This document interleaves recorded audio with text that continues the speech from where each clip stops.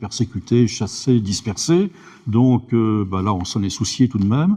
Ils ont logé quelque temps dans l'actuel hôtel de ville, c'est-à-dire l'ancien palais épiscopal, pendant quelques années. Ensuite, on les a mis à Kéroulas, la maison prébendale de Kéroulas. Et ensuite, voilà, ils sont assez nombreux quand même. Donc, décision a été prise de faire une maison de retraite à Saint-Paul, donc dans les années 1859-1860. Et donc, il a fallu faire une chapelle. Cette chapelle a été construite sur l'emplacement d'un ancien orphelinat de jeunes filles, l'orphelinat de la Providence, qui ensuite a déménagé pour laisser la place aux prêtres âgés. Et cet orphelinat s'est installé rue Verderelle, là où se trouvaient, jusqu'en 71, les petits séminaires, les petits séminaristes de Saint-Jacques, qui sont voués essentiellement à l'apostolat à Haïti, en Amérique du Sud, au Brésil. Donc, depuis 1911 à peu près, jusqu'en 71, il y avait un petit séminaire à Saint-Paul, petit séminaire Saint-Jacques. Et donc, il fallait un clocher pour cette chapelle. Et ce clocher devait partir dans une autre commune, dans les Côtes du Nord, comme on disait à l'époque. Une commune voulait récupérer ce clocher des Ursulines. Et donc, celui qui tenait la fabrique de Saint-Paul, la fabrique, c'est-à-dire la comptabilité de l'époque, de la paroisse, dit non, il faut absolument le garder, etc. Et donc, on a réussi à garder ce clocher des Ursulines. J'ai même retrouvé le document de cession effectivement de ce clocher à Saint-Joseph, avec le prix, etc., ce que ça coûtait. Également, on a numéroté les pierres. On voit encore de temps en temps quelques numéros dans le clocher. On a numéroté les pierres, on l'a reconstruit.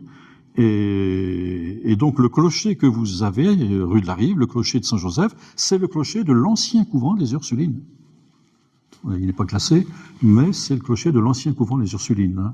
Donc, il y a un lien quand même, effectivement, avec tout ça. C'est un...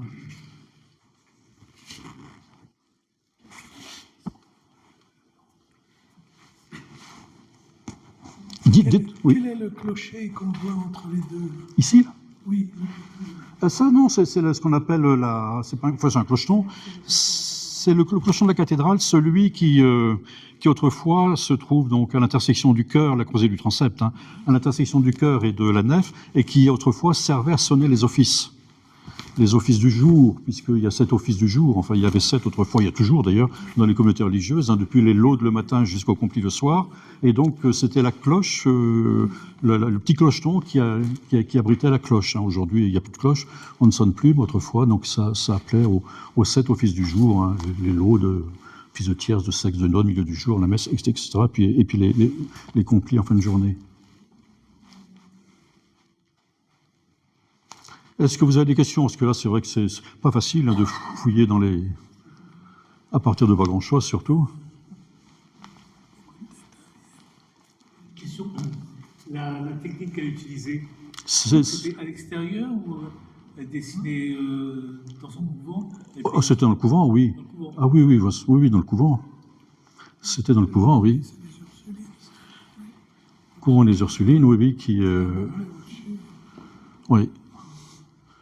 Vous aviez 2 couvents des Ursulines dans la région, dans la proche région, donc Saint-Paul et Morlaix, qui malheureusement, je dis malheureusement, parce qu'autant le couvent de Saint-Paul n'avait pas d'intérêt architectural. C'est assez banal, les maisons, qui sont d'ailleurs en ruine toujours, ils n'ont toujours pas trouvé preneur.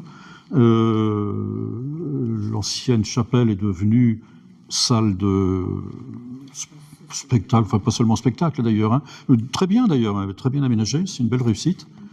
Mais le couvent proprement dit, c'était une enfilade de maisons sans grand intérêt architectural. En revanche, l'ancien couvent des Ursulines de Morlaix est une merveille. Est une merveille avec une chapelle riche de peintures, notamment sur bois, y compris dans ses plafonds, quelque chose d'absolument un chef-d'œuvre. Et puis le cloître absolument extraordinaire du couvent de Morlaix. Alors actuellement, je ne sais pas si c'est bien, si c'est mal, enfin c'est comme ça. Toujours est-il que ça va devenir des appartements. Il y a un promoteur qui a... Et la chapelle est en mauvais état. C'est encore pire parce qu'elle est vraiment belle, cette chapelle.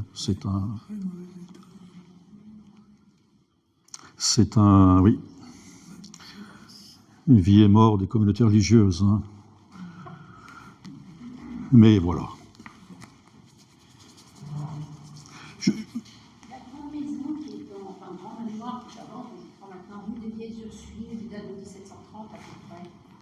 c'était au début? Tout de suite, Oui, c'est ça, la famille du Là.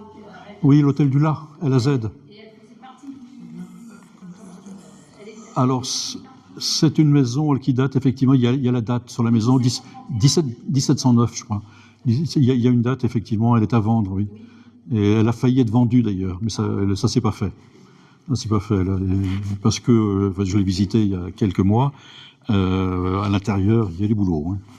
Donc, en fait, la restauration va coûter infiniment plus cher que le prix de la maison. Alors, elle faisait partie d'un ensemble. Hein. Vous voyez, la place de l'été 44 s'appelait place du Petit Cloître. C'est-à-dire que, bon, vraisemblablement, il y avait quantité de maisons de chanoines, de maisons prébandales. On appelait des maisons prébandales parce qu'une prébande, c'est un bénéfice offert à un chanoine, un prêtre, qui pouvait être un bénéfice en argent, une redevance, ou en nature, c'est-à-dire effectivement des céréales, de la viande, enfin, etc. Et donc ces maisons prébandales, ces chanoines prébandés, étaient d'ailleurs très très riches. Hein. La maison dite prébandale qui sert pour les expositions, le chanoine Richard, les frères Richard, effectivement, qui sont représentés ici derrière. Hein. Ils sont enterrés ici derrière également. Eh bien, étaient des gens très très riches. Et tout autour dans ce circuit, en face de Saint-Joseph, vous aviez également une maison de chanoine qui a disparu. Hein. Voilà, elle était rasée complètement. Vous aviez donc la maison dans la grande rue avec la tourelle, là, également l'hôtel de Kermingui. Vous aviez Kéroulas, qui était une maison de chanoine. Et donc cette maison que vous dites, effectivement, a été reconstruite. Donc elle est du début du XVIIIe. Et il y avait certainement, c'était aussi le domaine du manoir du Roupou. Enfin, voilà, c'était le domaine de la maison, le domaine noble du Roux qui se trouvait là.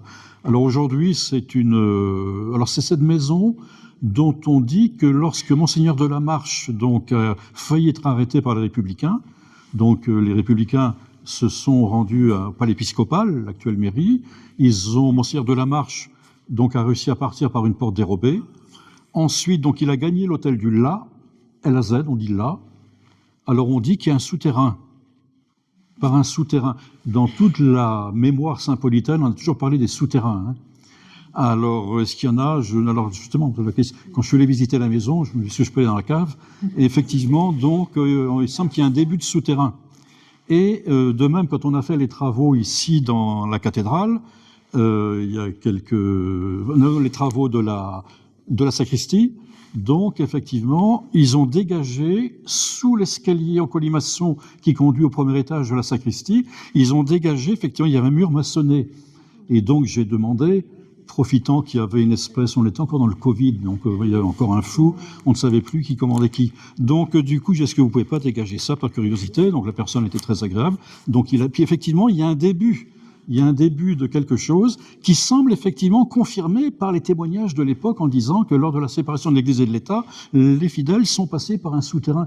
Alors, est-ce que c'était ça? Alors, je me suis fait enguirlander par les monuments historiques. Donc, c'est pas grave. Donc, on n'a pas été plus loin, mais il y a présomption. Alors, est-ce qu'il est passé par un souterrain? Bon, ceci dit, il n'y a pas, avec la rue à traverser, il n'y a pas grand-chose.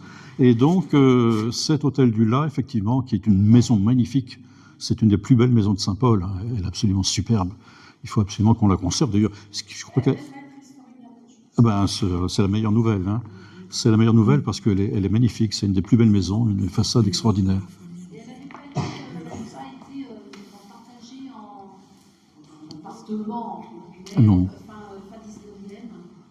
Parce qu'il y avait, sur les il y a 8 familles. Oui.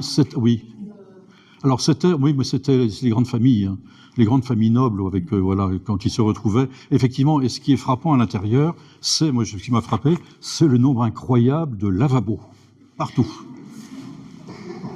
Effectivement, il y avait plusieurs familles qui, leurs cousins, je ne sais pas, maison de vacances, etc.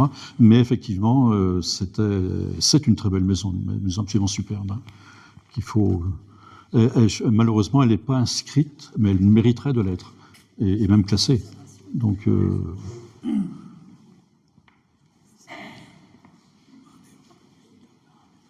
c'est marrant qu'ils disent du La.